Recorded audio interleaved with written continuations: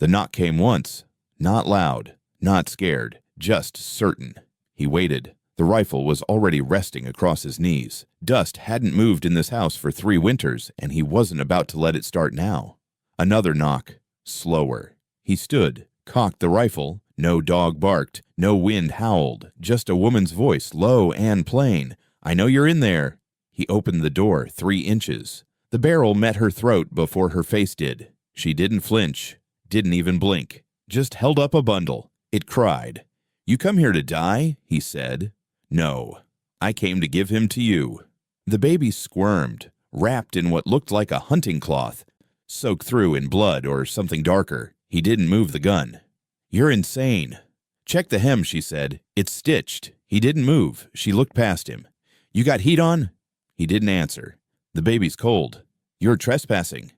"You're wasting time." The baby let out a sharp, hiccuped cry, then stopped, like it had burned through its last match. He lowered the gun but didn't open the door further. "Why me?" "Your name's on his cloth."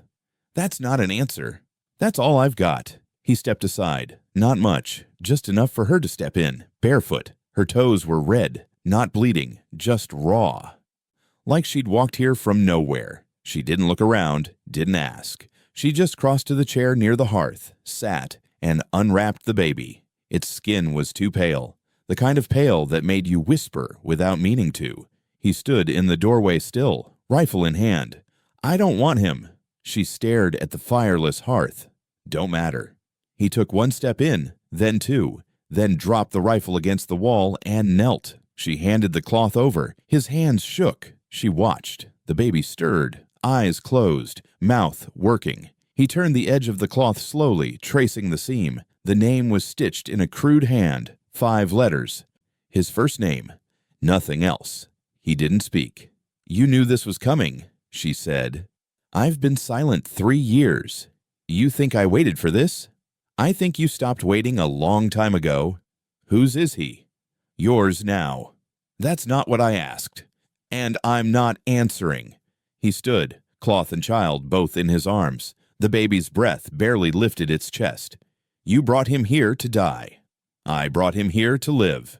"Same thing." She looked up. "Not with you holding him." They stood like that, cold seeping through the windows. His hands finally stopped shaking. "He's got no name," he said. "He doesn't need one yet." "That's not how it works." "It is now." He turned toward the back room. "Where are you taking him?" she asked. "To the only warm place left." She didn't follow.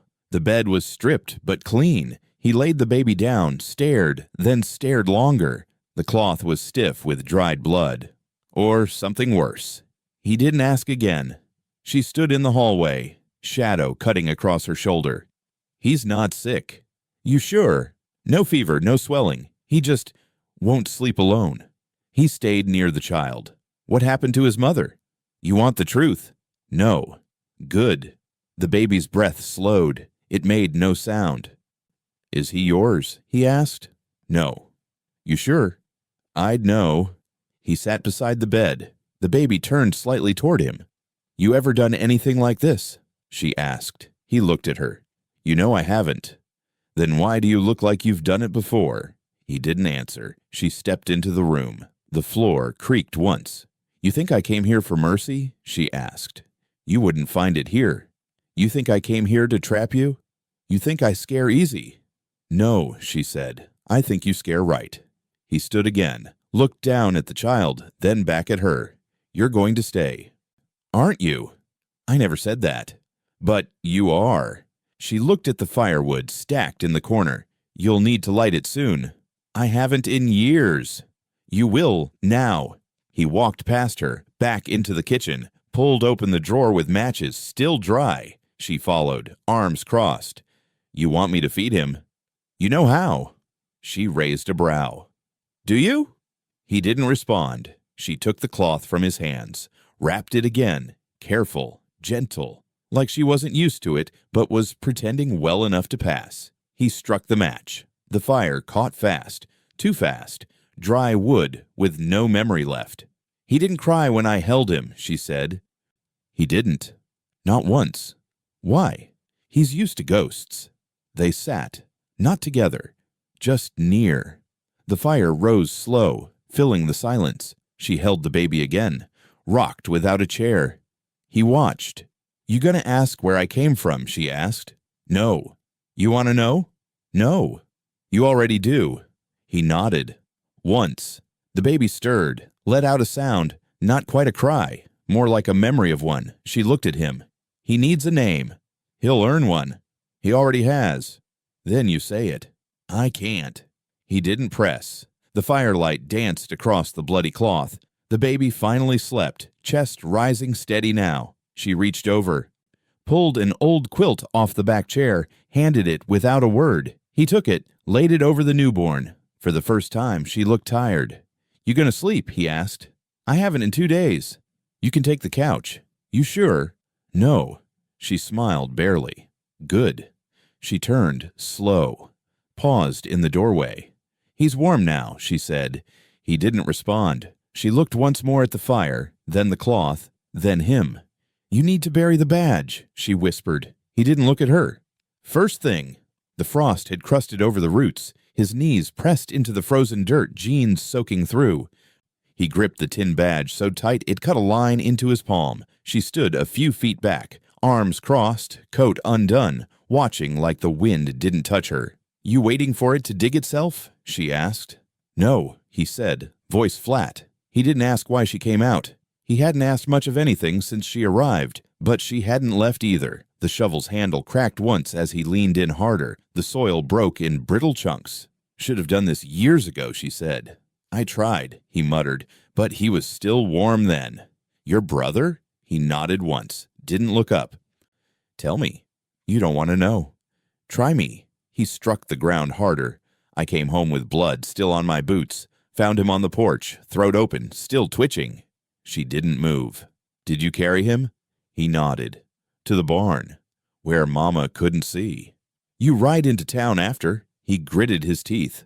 "Straight to the sheriff's office." "And?" He was drunk. Said, "Probably a debt." Closed the door before I could answer. She stepped closer. "And the badge." "I wore it one more day." The hole was shallow, just enough. He dropped the badge in without ceremony. The metal thunked against the earth. "You didn't bury your brother," she said. "I wasn't allowed." "Who signed the permit?" He paused. The wind shifted. A bird croaked far off. She stepped beside him now. "You remember the name?" He stared into the hole. "Reverend did, on the sheriff's behalf. Town let it pass. No one showed at the grave." "No one?" He shook his head. "Not even the mayor. Said it was too soon for questions." She crouched beside him. "And you just kept living?" "I left," he said. "Rode out. Didn't even take the damn horse. You took the badge. I thought I'd need it. But you didn't." "No." He pushed the dirt back over with his hands. Not the shovel. Just fists and fingers. She waited until it was done, until the ground was flat and marked with nothing but a torn patch of winter grass. Then she stood. "Come with me." He hesitated, wiped his hands on his shirt. She was already walking toward the shed. Not fast, not slow, like she knew he'd follow. He did. The door creaked. Rust clung to the hinges. The air inside smelled of oil and rope. She didn't say a word. Just grabbed the edge of something buried under tarp and old feed sacks. She yanked. The trunk scraped forward. Steel and wood, edges eaten by time. He looked at her. "What is that?" She didn't answer. She opened the latch. It didn't fight her. Inside were layers of cloth. Underneath, boxes, paper, a revolver, a girl's shoe. He stepped back. "What the hell is this?" "Ledgers," she said. "Names, records, things they thought were gone." "Where'd you get it?" "I never said I was just a widow." He crouched beside it, touched the pages with care. The paper flaked at the edges. He lifted a slip. "Read the top line." "That's a date," he said. She nodded. "The day Cora disappeared." He flipped to another. "That's my brother's name. They kept everything." He looked at her now. Real. Full. "You had this the whole time?" "I waited till the right man was quiet enough to hear it." "I don't want this." "You already dug the hole. Too late." He stared at the trunk, at the tiny shoe, the curled ribbon. "They knew," he said. "They did. They watched it happen. They did worse. He stood again, took a breath, tried to speak, but didn't. She pointed at the revolver. It's not loaded. He didn't touch it. Whose was it? He asked. Hers. The baby's mother. No. Then who? She never made it to motherhood. He leaned on the doorframe, cold cutting through the wood like it wanted in. You said it wasn't just my past, he said. It never was. And now? Now we figure out who's still alive. He shook his head. They'll bury us before we do. She smiled, thin and tired. That's why I brought the trunk. He looked at the boxes, the brittle handwriting, the ghost of his brother's name inked in something that might have been blood or just red paint. You ready to remember? She asked. No. Good, she said. Only cowards remember easy. She grabbed the rope handle on the side, dragged the trunk over the threshold. Snow cracked beneath the weight. He watched her go, and for the first time in years, he followed. The drawer creaked when she slid it shut. Soft, like she didn't want to wake a ghost. Inside, the baby was bundled tight in lamb's wool, eyes closed, breath warm against the edge of the blanket. The cloth was clean now. So was the air. He poured coffee into 2 chipped mugs. Didn't ask how she liked it. She took the cup and held it close, not drinking, just watching the steam. They sat at the table in silence, both staring at the wood like it had something to say. You eat? He asked. She shook her head. He stood, grabbed the skillet off the stove, slid 2 eggs onto a plate, placed it in front of her. She picked up the fork, moved food without chewing, then paused. There ain't no death certificate, she said. He didn't look up, because he never existed, not on paper. He leaned back in the chair, waited. She touched the edge of the plate. People called him my husband. That's what they called him. I didn't. He didn't speak. I never wore a ring. You were with him, he said, held hostage, by respect, by fear, by the way his voice sounded when I didn't answer fast enough. What did he do to you? She didn't blink. Made me learn silence. He drank slow, let it burn down. He beat you? No. Worse. She looked past him. He made me want to disappear. That's different. He set the mug down. Hard. I buried the badge. Don't mean I forgot what men are. He wasn't just a man. He was a name people whispered and then blamed the wind. You loved him? She shook her head. I survived him. And the baby. Not his. You sure? She nodded. He couldn't make anything. Not even a legacy. He stared at the wall now, at the nail where a mirror used to hang, long since broken. Why'd you stay? He asked. Because every time I thought of running, I remembered how easy it is to bury a woman with no last name. You had options. Not in a town where men call favors mercy. He looked at her now. You think I'm like them? You were. He didn't argue. She finally picked up the fork again, took 1 bite, swallowed without tasting. He locked me in a room once, she said. Didn't touch me. Didn't talk. Just sat outside and read scripture. Loud. All night. What for? I asked what happened to the girl who braided my hair. He set the mug down slower this time. And did you ever find out? She nodded. She ended up at the chapel before it burned. He stood, poured more coffee, handed it to her. She took it, hands steadier now. Why me? He asked. You were the only man I ever saw walk away from a table of silence. I walked out, he said. Didn't stay to fight. That's what made you different. They sat a long moment in the quiet, just the sound of the drawer creaking as the baby shifted. She looked at it. He's got no past. He will, he said, with your name on it. You still haven't told me yours. I told you enough. He stood, stretched his back, looked out the window. Frost creeping up the edges. We're 30 miles out, he said. You sure no one followed? She stood too. No one knew I left. You said he wasn't real. Not on paper. He's real enough in the bones of girls and the silence of mothers. You think he's dead? She hesitated. I think something worse might have happened. What? He disappeared without warning. No body, no goodbye, just gone. You afraid he's coming back? She didn't answer. The baby stirred again. A soft cry. Not panic, just cold breath in a new room. He crossed the kitchen, opened the drawer, touched the edge of the blanket. He's warmer now, he said. She came beside him, watched the rise and fall of the baby's chest. "You think he knows?" she asked. "Knows what?" "That we're strangers trying to be something else." "He knows your voice." She nodded. "That's enough for now." They stood that way until the knock came. Not on the door, on the window. Sharp, deliberate. He turned fast, rifle already in hand, but no one stood there, just a piece of paper, pinned by a nail through glass. He stepped to it, pulled it down slow. It was a drawing, crude, childlike, black crayon, 3 figures, one with a red face, one with no mouth, one holding something small. He turned it toward her. "You draw this?" he asked. "No." "You recognize it?" She nodded. "That's you," he said, pointing. She nodded again. "That's me." She pointed to the red-faced one. He looked at the window. No footprints in the frost. "You said we were 30 miles from anyone." "We are." He looked again at the drawing. The nail had pierced the face with no mouth, the one holding the child. "Was this a warning?" he asked. "No," she said. "This was a memory." The baby let out a short cry, then stopped. He didn't take his hand off the rifle. Neither did she.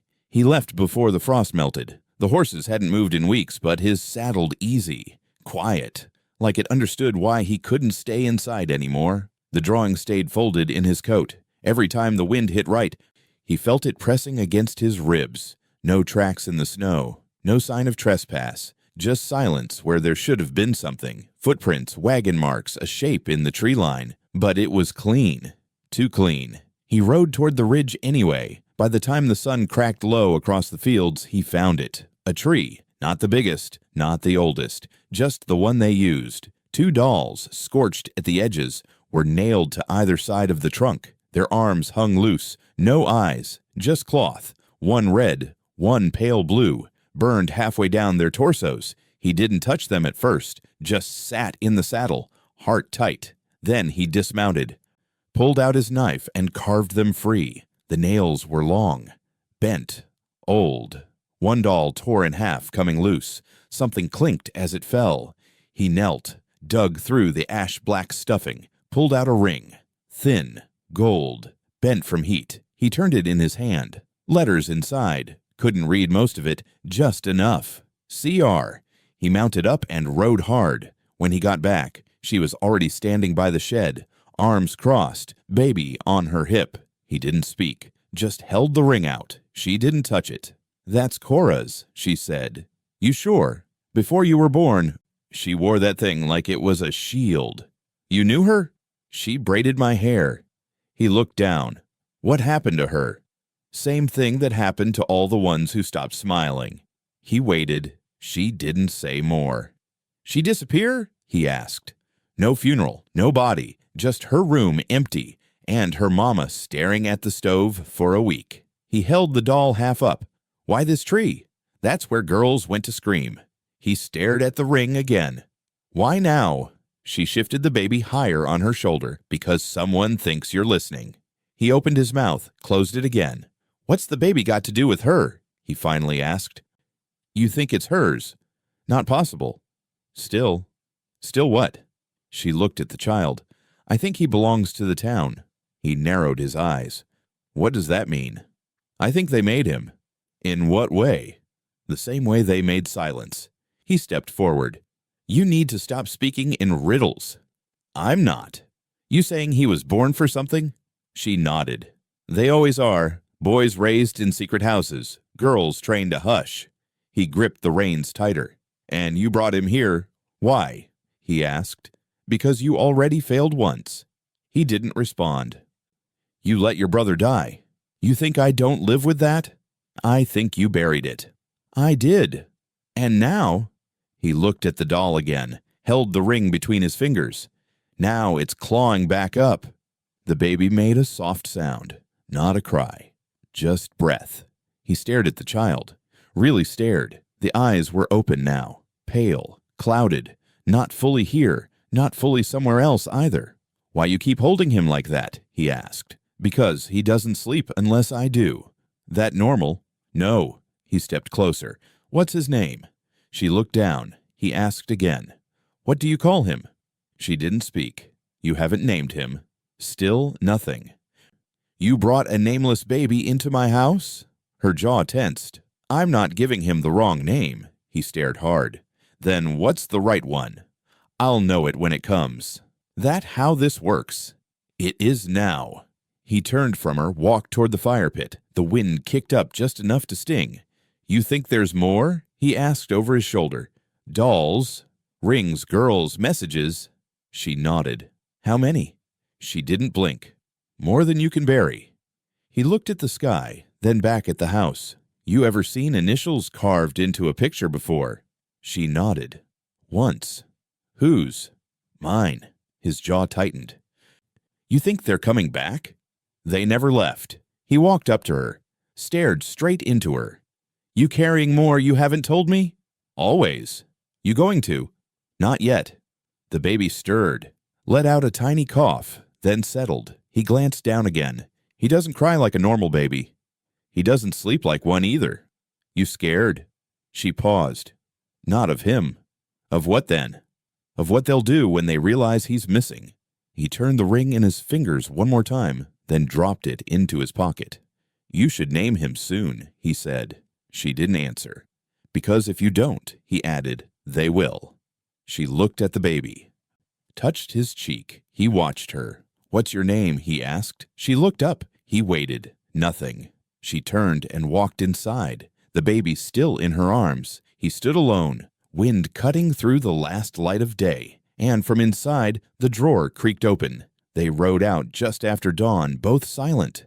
The baby stayed wrapped against the widow's chest, barely moving. He hadn't made a sound since the night before, and not once did he cry. Not once.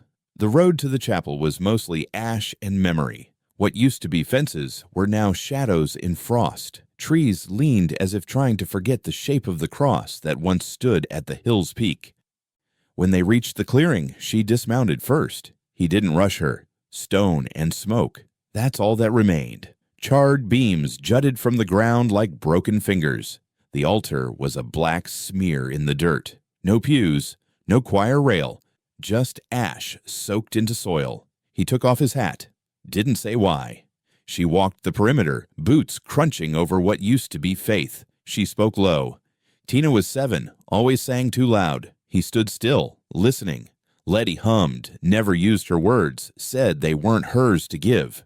He shifted, didn't interrupt. Joyce, she braided everyone's hair, even the ones who didn't want it. She paused. Bent down, picked up something small. It crumbled in her fingers. He looked toward what used to be the bell tower. Nothing there now but a rusted hinge and a nail pointing upward. Beth said she wanted to be a preacher, laughed when they told her girls couldn't. She turned to him. You ever hear their names before? He shook his head. Exactly, she whispered. He walked toward what might have been the back office. The walls were gone, but something about the ground looked wrong. Raised, like something had tried to survive under it. He knelt, dug with his hands. The dirt was black but loose. She watched as he uncovered it. An oil lamp. Scorched black, but still whole. He held it up. She stepped closer, stared hard. There, at the base, beneath the grime, a name, scratched in careful hand. Gracie. She backed up. You know her? He asked. She nodded slow. That's what my mama used to call me. You didn't tell me your name. I didn't think I had to. He wiped more soot from the lamp. It didn't belong here, not in this ruin. She took it from him, ran her thumb along the metal. She used to light it every time someone was born, she said. Said it was tradition. Said flame meant name. And now it's cold. He stood beside her. You think they knew what they were doing when they burned it? They always do. The book? Gone, along with every name that ever got written down. He stared at the empty altar space. That means the baby doesn't exist, she finished. Not officially, not anymore. Erased. Like the rest. He stepped back, ran a hand down his face. This place held all the records. Birth, baptism, confirmation, all of it. And they burned it in one night? One match. He looked at the lamp again. Why'd this survive? Because it was buried. Someone hid it. Or she dropped it trying to save it. He watched her hands. She held the lamp like it could still warm something. You ever sing here? he asked. I used to. What stopped you? They stopped letting girls into the choir. Why? Too many questions. Too much voice. He looked at her. You ever see your mama cry? She nodded, but only when the fire started. He scanned the ruins again. No one rebuilt. No one wanted to. He paced slowly, kicking at soot. They let it burn. They made it burn. He crouched, picked up a lump of wood, let it crumble in his palm. You think the baby's part of this? I think he's what's left. She sat on a blackened stone. The baby lay still against her. You said he never cries, the rancher said. He doesn't. Not once? Not since I took him. You think he's sick? I think he's watching. Watching what? Us. He knelt in front of her. You scared? Of him? She asked. He nodded. No, she said. He's what they didn't plan for. Then why doesn't he speak? Maybe he's listening. To what? To what's left. He stood, turned his back to the ruins. We can't stay here long. No. They'll come. They always do. He took the lamp from her. You want this back at the house? She nodded. Put it somewhere safe. Safe doesn't exist anymore. It never did. They stood for a moment longer, the wind shifting the ash like memory. Then the baby made a sound. Not breath, not rustling. A cry. Sharp, raw, real. It split the air like a scream through a dead church. They both froze. He turned slowly. The baby cried again. Loud, whole, alive. She held him tighter, eyes wide. What does that mean? The rancher asked. She rocked the child. It means he knows we found the flame.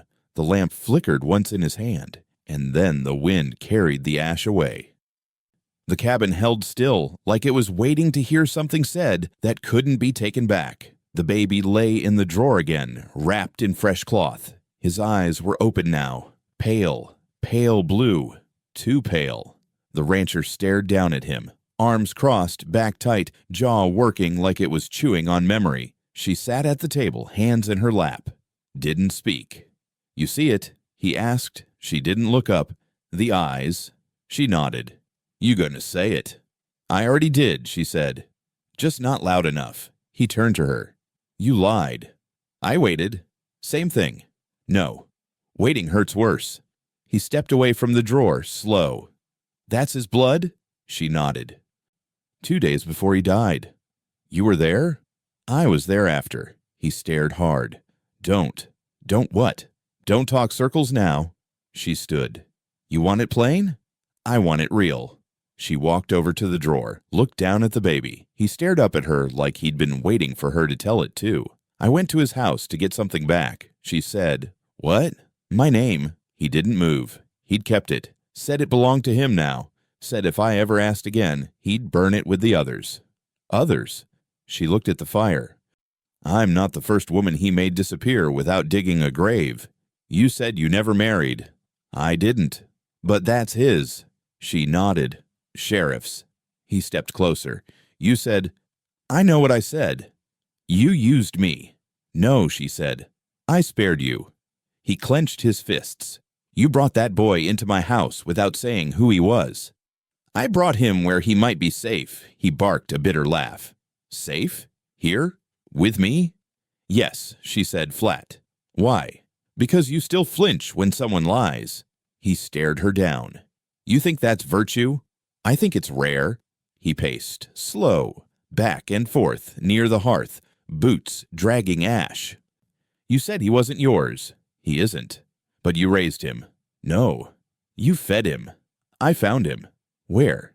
In the sheriff's cellar. That stopped him. What? You heard me. You mean alive? He was alone, swaddled, wrapped too tight, like someone meant to keep him quiet forever. Why would he? I don't know. You expect me to believe that? I don't expect anything. He walked to the drawer, looked again. The baby blinked, those same cold blue eyes. I watched that man hang my brother's dog just for barking at the wrong time, the rancher said. You think I don't know what he was capable of? That's why I brought the baby here. You think that wipes it clean? No. You think telling the truth now makes it right? No. He turned fast, rage tight in his chest. Then what the hell do you want? She looked at him, Really looked. I want you to help me stop them from doing it again. He breathed hard through his nose. You should have told me, he said. I tried. When? When I said he had no name. He looked away. She stepped forward. You knew already. You just didn't want to say it out loud. He's got his eyes. Yes. He stood still. Long enough for the silence to get heavy again. Then he moved toward the back corner of the cabin. She watched, quiet. He knelt, dragged aside the old rug, lifted the trap plank slow. Inside was the rifle chest, still latched, dust thick on top. He opened it without looking back. She stepped closer. You planning on using that? She asked. I'm planning on remembering how. He reached in, pulled out the rifle, checked the chamber. Empty. You said you buried the badge, she said. He nodded. I did. But you kept the gun. I kept the weight. She looked down at the baby. He cries like him sometimes, she whispered. Short, dry. Like it hurts. He didn't answer. She looked up. You going to throw me out now? No. Why not? He didn't lift his eyes, just said, because now I've got a reason to shoot. And he closed the lid. Quiet. Final. The photo landed flat on the table. Dust lifted off it like it had waited years to breathe again. He didn't look at it. You smiled in that one, she said. He stayed standing, arms crossed, jaw tight. You and him rode together. Still nothing. She slid it forward with 2 fingers. You want me to say their names? He glanced, just enough to see the 5 uniforms lined up shoulder to shoulder. His hat was crooked. The sheriff's hand rested on his shoulder. Everyone was smiling, except the girls behind them, barely visible, blurred in the background, like shadows. You gonna tell me it was just a job? She asked. He didn't speak. She stood. Tell me it didn't happen. He looked away. Tell me those files disappeared by accident, that every time a girl vanished, it wasn't written down because of paperwork. He turned slowly. I was young. So were they. I didn't know. You knew enough to leave. I didn't take part, but you stayed silent. He pulled out the chair, sat. I rode with him, he said. But I didn't ride for him. That's not how it looks. He picked up the photo, tapped one face. That one died in a barn fire. That one's in a chair he can't leave. This one drinks himself blind most nights. And you. I buried the badge. She sat across from him. Not deep enough. He looked at the baby's drawer. You think I helped them? I think you let it happen. He looked at her. What do you want from me? The truth. I told you. Not yet. He stood again, restless. What more do you want? The names. They're dead. Not all of them. He froze. You said 5 men, she said. One's still moving. Briggs. She nodded. Where is he? Still on the edge of town, still pretending he never saw anything. And you? I never went to the second house. She tilted her head. Second? His mouth twitched. There was always a second house. He crossed to the window, leaned against the frame. We were told not to ask, just pick up, drop off. Girls? He nodded. Sometimes just paperwork, sometimes worse. She stood, slow. You all made them disappear. He didn't turn. We made it possible. That's worse. I know. Silence stretched between them like rope pulled too tight. She walked over to him. Why didn't you burn the photo? I wanted to remember who I stopped being, or who you still are. He turned, sharp. You think I'm the same man? I think shame doesn't change the facts. He looked at the rifle chest. You want me to kill him? She blinked. I want you to answer the door when it knocks. And then. Don't flinch. He didn't say yes. He didn't say no. That night, he didn't speak again. She cooked, ate alone, fed the baby. The drawer creaked open, then shut. No crying, no words. She watched the barn light flicker once and go black. He didn't come back in. Morning rose slow and bitter. She woke cold. The fire had burned out sometime in the dark. She checked the drawer. The baby still slept, arms tucked, breath steady. Then she saw it, the rifle, laid out, clean, resting right beside the drawer, pointed away, loaded, not hidden, not locked, just there. She looked out the window. The barn door was still ajar, And for the first time since arriving, she smiled, tired, quiet, but real. She stood in the barn doorway like a judge made of dust and firewood. Morning cut through the slats in straight, unforgiving lines. The rope he'd left coiled by the beam swung a little in the wind. Neither of them looked at it. He sat against the wall.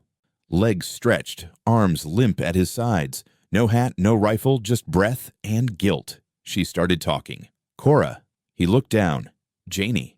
His jaw moved, but he said nothing. Beth. Still nothing. Clara, Eve, Liza. The air felt thick, heavy in the throat. No tears, she said. You notice that? He nodded once. I already cried for them. Years ago. Alone. When no one came back from the sheriff's truck. He shut his eyes. You think silence is noble? She asked. I think it's all that's left. You're wrong. He lifted his head slow. I didn't touch them. But you knew. I suspected. You knew. He didn't argue.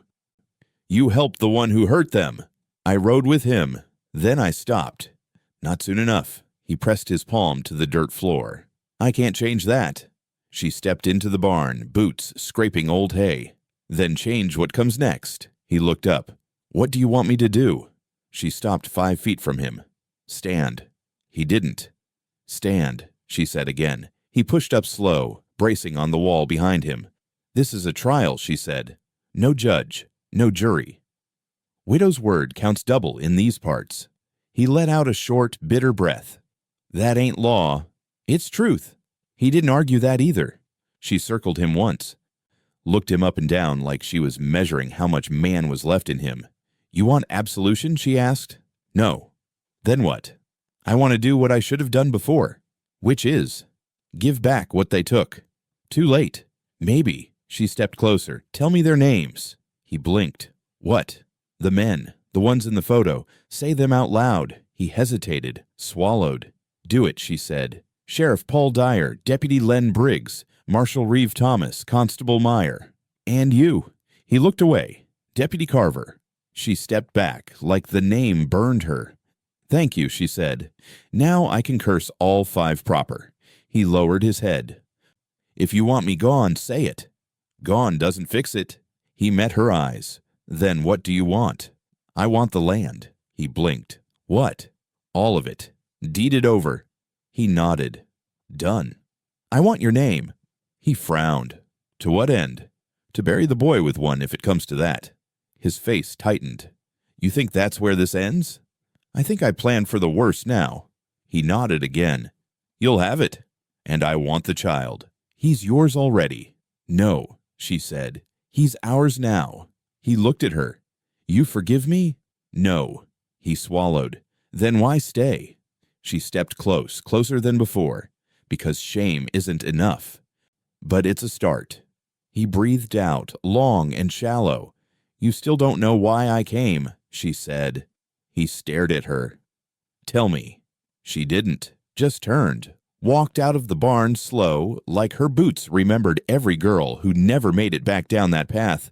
He stood there a while, then sank to his knees, and for once the silence didn't feel empty. It felt earned. The book was ruined, bound in scorched leather, edges frayed and brittle, spine half melted from heat that wanted it gone. She laid it in her lap like it might still bite. He sat across from her, elbows on the table, hands clenched around a tin cup he hadn't drunk from in hours. The fire popped once in the hearth. The baby slept in the drawer behind her, face turned toward the wall. She opened the book slow, like it might fall apart in her hands. He didn't speak. She didn't look up. This is the midwife's ledger, she said. I found it in the chapel before the flames got too high. He nodded once, kept his eyes low. There's no index, just months, names, amounts. She flipped a few brittle pages, cleared her throat. January 2 years past. Sarah M. $24. Assisted labor, second child, father not present. Under notes, bruises on thighs. Refused to press charges. Paid in silver. Witness, Dyer. He flinched. She turned another page. Martha Lynn, stillbirth, $7, paid by uncle. No birth record filed. Witness Briggs. He leaned forward, hands tightening. Rebecca, no last name. Said she came from the hills. Refused to name father. Infant not present. Paid in advance. $4. Stop, he said, voice thin. She didn't. Rachel, 14. Notes say she bled for 2 days. Sheriff signed the waiver. Ledger lists payment as future service. God. She paused. There's more, she said. He swallowed. Of course there is. She turned the page again. Slower now. And then she stopped. Finger resting on a line near the bottom, she read it carefully. Marianne Ellis, 16. Came alone. Refused bath. Baby delivered breech. Infant breathing. Payment rejected. Witness. Carver. She looked up. He was already pale. Deputy Carver, she said. That's you. He nodded. Once. Beside your name, she added, it says, rejected. He leaned back. The chair creaked under him. You tried to stop it, she said. I buried the badge, he muttered. Not what I did before. She closed the book, laid it on the table like a weight that finally settled. What happened that day? He stared at the ceiling, like the truth might be hiding in the beams. I was on patrol, he said. Didn't even know the girl's name. Just saw her walking toward the midwife's porch. I knew Dyer was inside, knew what that meant. You went in. I waited. She came out bleeding, holding nothing. She waited. I went to the midwife, he said. Said I'd report it. She handed me the ledger, said if I wrote my name next to it, it'd be buried. If I didn't, it'd be fire.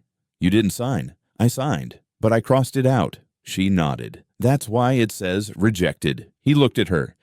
It didn't stop anything. You think I expected it to? He reached across the table, touched the edge of the ledger. Why show me this now? Because I need to know you remember. I do. I need to know it haunts you. It does. She sat back, eyes steady. Then help me name every one of them. He opened the book again. I can't read all that. You don't have to. Just speak their names when I say them. He nodded. She flipped back to the front. Susan. Susan, he echoed. Maybelle. Maybelle. Joy. He hesitated. Joy. Laura. Laura. Annalise. Silence. He looked away. Say it, she said. Annalise. She looked down. Voice soft. That was my sister. He looked like he'd been slapped. You didn't know, she said. No. She was 16. Quiet. Used to write her name inside every cupboard just so she wouldn't vanish. I'm sorry. She wrote it in the chapel too, on the underside of the altar. His eyes filled, but he didn't cry. She turned another page. They kept going. Names, numbers, bits of lives folded into columns. When they reached the end, she closed the ledger again. Her hands trembled, but her voice didn't. You understand what this is now? She asked. He nodded. Evidence. No, it's a tomb. He swallowed. What do we do with it? Copy it. Twice. Hide one. Deliver the other. To who? Whoever isn't scared of truth. He looked toward the drawer. The baby was awake now. Watching. She stood, crossed the room, picked him up. He made a sound. A whimper at first, then a long, sharp cry. Real, full of life. She held him close, rocked once. He kept crying, louder than before. He didn't stop. What's wrong with him? The rancher asked.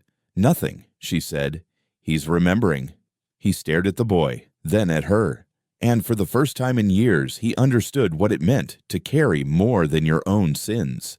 The wind had died hours ago. Nothing moved outside, not trees, not shutters, not the dry grass lining the porch. Stillness held everything like a closed hand. But inside the nursery, something moved. He woke without knowing why. The baby breathed heavy against his chest, wrapped in wool and silence. The fire had gone low, barely enough to cast a glow across the boards, but the sound, gentle, rhythmic, kept on behind him. Rock, pause, rock. He didn't move at first, just listened. The chair in the corner was moving. He could hear it, could feel it in the floor, like memory. He looked down. The baby still slept, then turned. The chair rocked slow. Forward, back, forward, back. No one in it. He sat up straighter, adjusted the child in his arms. Nothing changed. He watched it, rocking, steady, as if pushed by something careful, deliberate. He stood, the baby tucked tight, heart starting to kick. The air had a weight to it now, familiar but not recent, like walking into an old barn and catching the scent of rope long since cut. He stepped forward. The chair rocked on. He didn't call out. He didn't need to. The house wasn't big, and it had only 2 people left awake. She came to the doorway like she knew he'd need her. Her eyes caught the chair. Didn't widen, didn't blink. "You see it?" he asked. She nodded. "How long?" "A while." "You ever tell me?" "No." He looked at her. "Why not?" "Because you weren't ready to believe it." "I am now." She walked in slow, stopped beside him. They both stared. The rocking didn't change. Still soft, still timed like breath. "She used to sit there," she said. "Who?" "Cora." His throat tightened. "You sure?" "She loved that chair. Said it was the only place in the house that didn't judge her." "You think it's her?" "I do." "She died. Disappeared." "Same thing here." She stepped closer to the chair. "It started after she vanished. First week, I thought it was just wind." He nodded toward the window. "Too steady." She crossed her arms. "After the fire, it stopped for a while, but then the baby came." He looked at her. "Same night," she said. "Chair started rocking again. Same time. Around 2." He looked down. The baby still slept unaware. "She loved him," the widow whispered. "You don't know that." "She held him before I did." He swallowed. "She in this room?" "She was." "And now?" She nodded toward the chair. "I think she's listening." He stepped closer. The chair rocked on. No creak, just movement. "You scared?" he asked. "No." "Why?" "Because she's not here to hurt us." He studied the rhythm. "Then why show up now?" "Because he cried," she said. "And she heard it." He looked down at the child again. "He hasn't made a sound since." She nodded. "Because she's rocking now." He watched the back of the chair. Old pine, hand-carved. He remembered sanding it down with his brother one winter, back when everything still made sense. "Cora used to hum," the widow said. "Low, real soft, like bees under your skin." "She sang when she braided hair," he said. "Even mine, just once." She made people feel safe. Till she vanished. "Not vanished," she said. "Taken." He nodded. And no one looked. No one ever looks for girls who smile too wide. The chair rocked on, still slow, still steady. He took one step forward. It didn't stop. "You feel that?" he asked. She nodded. He stepped again, closer. The air chilled near the seat, cold in a way that came from beneath, not outside. "Cora," he said. The rocking slowed. She stepped back. He reached out. The chair rocked once more, then stopped. Completely. He left his hand on the backrest. Wood cold, damp. He whispered it again. "Cora." Nothing. Just silence. Not empty. Just full of something waiting. The baby stirred, opened his eyes, and smiled. The widow stepped to his side. "She's gone now." He nodded. "You think she found peace. I think she passed it on." They stood in the stillness. The fire let out a single pop, and the house finally felt like someone had forgiven it. The first hoofprint was found by the well, deep, fresh, pointed east to west. He saw it before dawn, 3 sets. Heavy riders, all horses, no carts, no boots on foot, which meant they weren't visiting. They were coming to end something. He went quiet after that. Didn't say it out loud, but she knew. She watched him move around the cabin, nailing the boards over the back windows first, then the kitchen, then the nursery. He didn't rush, didn't panic, just worked like a man who knew which direction death would come from and had already decided not to run. She held the baby in one arm, rifle in the other. The child hadn't cried once all night, like he knew too. "They'll try the porch first," he said. "I'll be waiting," she said. He looked at her. "I don't want you holding that." "I'm not asking."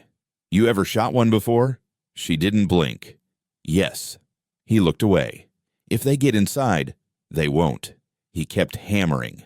"They're not here to talk." "I know. You want to leave now? I'll open the back." She stepped forward.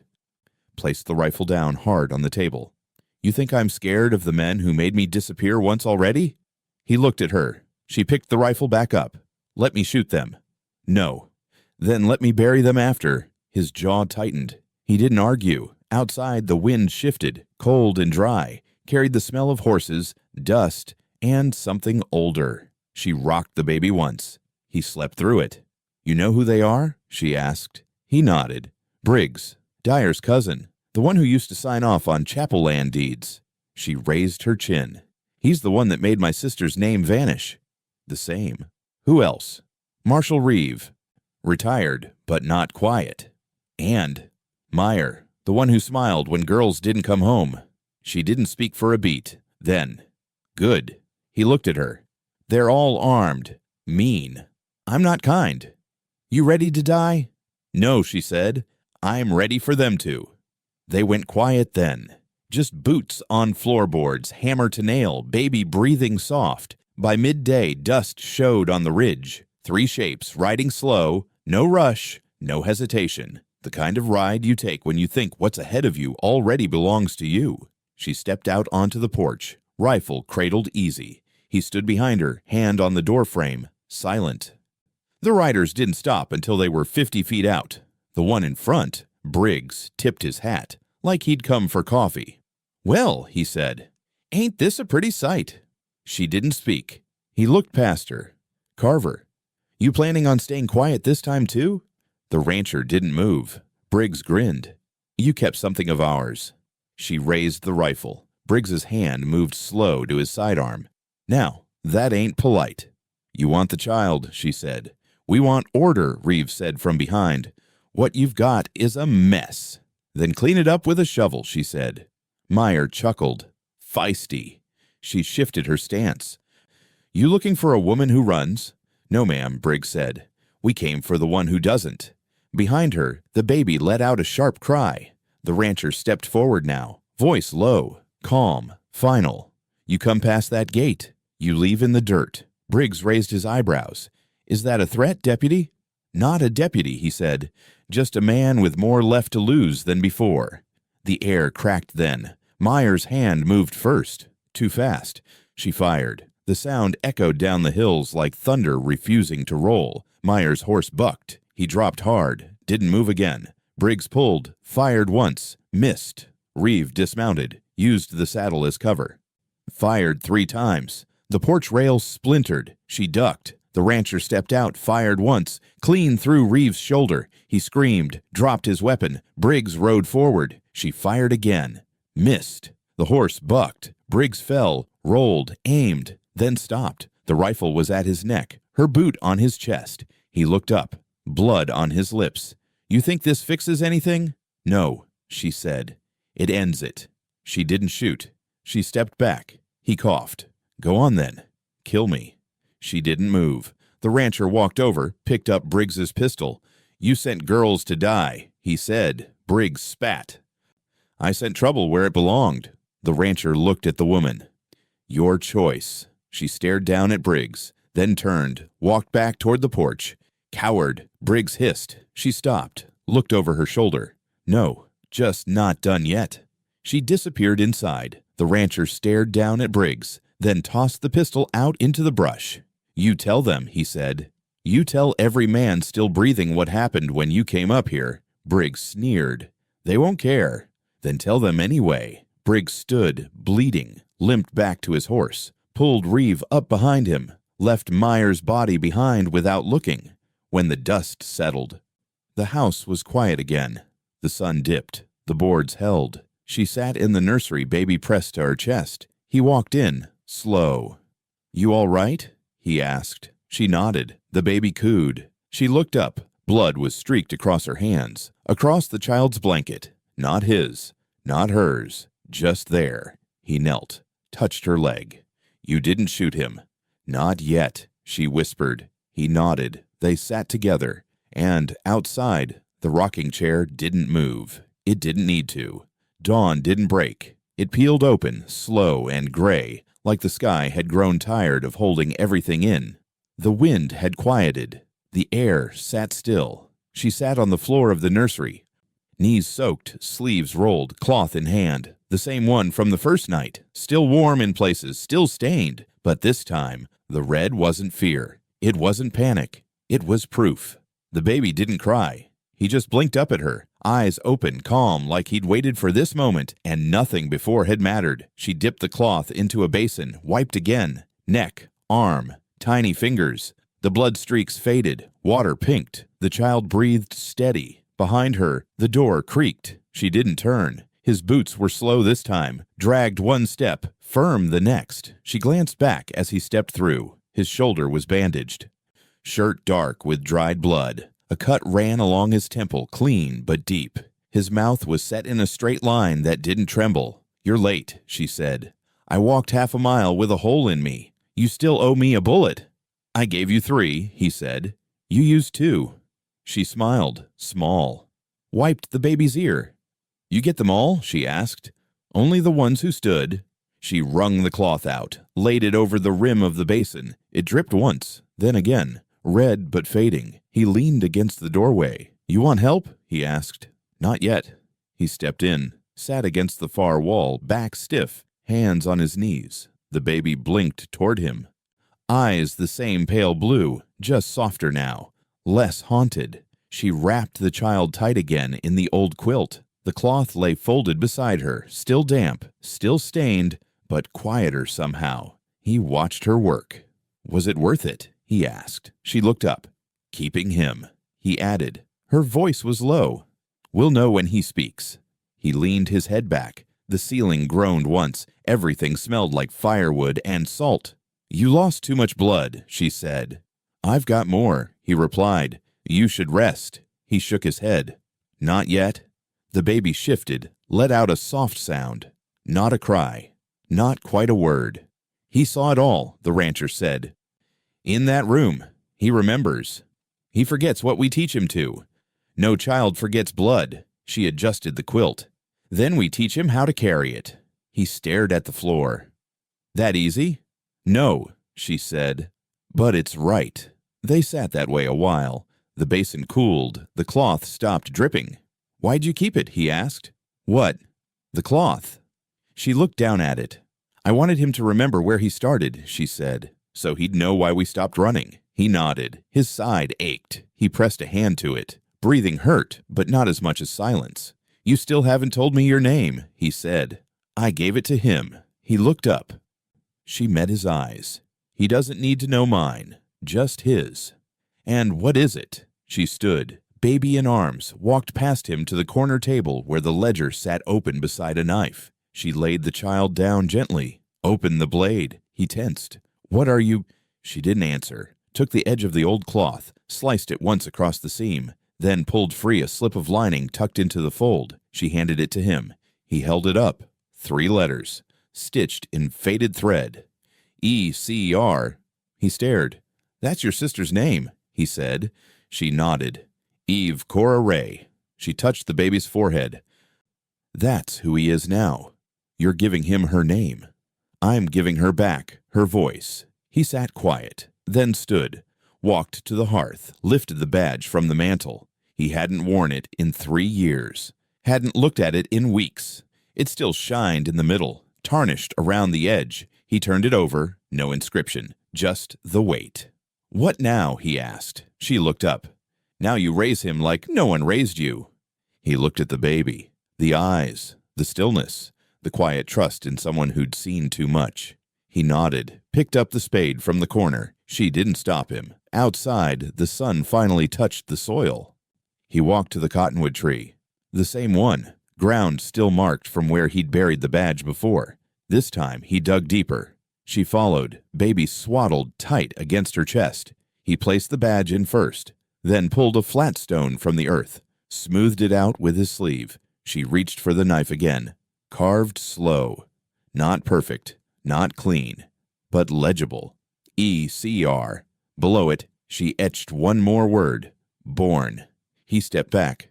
The wind picked up just once, enough to rattle the leaves. She crouched by the stone, kissed the baby's head, then set him down in the dirt a moment. He didn't cry, didn't flinch. Just looked around like he already knew the land was his now. The rancher stood beside them, quiet, changed. "What if they come again?" he asked. "They will," she said. "And us."